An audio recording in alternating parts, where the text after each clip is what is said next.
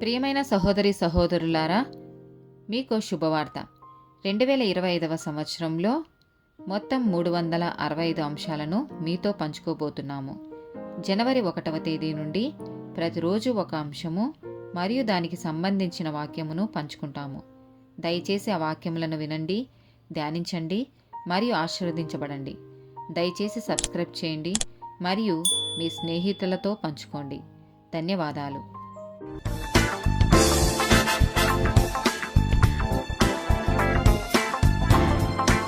141st day topic మూర్ఖుడు.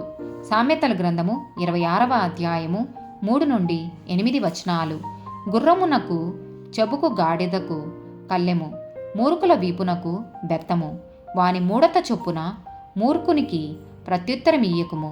ఇచ్చిన ఎడల నీవును వాని పోలియొందువు. వాని మూడత చొప్పున మూర్ఖునికి ప్రత్యుత్తరమిమ్ము. అలాగు చెయ్యని ఎడల వాడు తన దృష్టికి తాను జ్ఞానిననుకొనును. మూర్ఖుని చేత వర్తమానము పంపువాడు కాళ్ళు తెగ్గొట్టుకొని విషము త్రాగిన వానితో సమానుడు.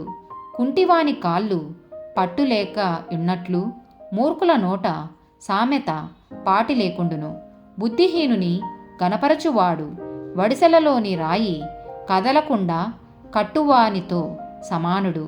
సామెతల గ్రంథము 29వ అధ్యాయము 11, 20 వచనాలు. బుద్ధిహీనుడు తన కోపమంతా కనపరచును. జ్ఞానము గలవాడు కోపము అణుచుకొని దానిని చూపకుండును.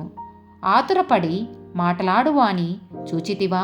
వానికంటే మూర్ఖుడు సులువుగా గుణపడును. లూకా సువార్త 12వ అధ్యాయము 20వ వచనము.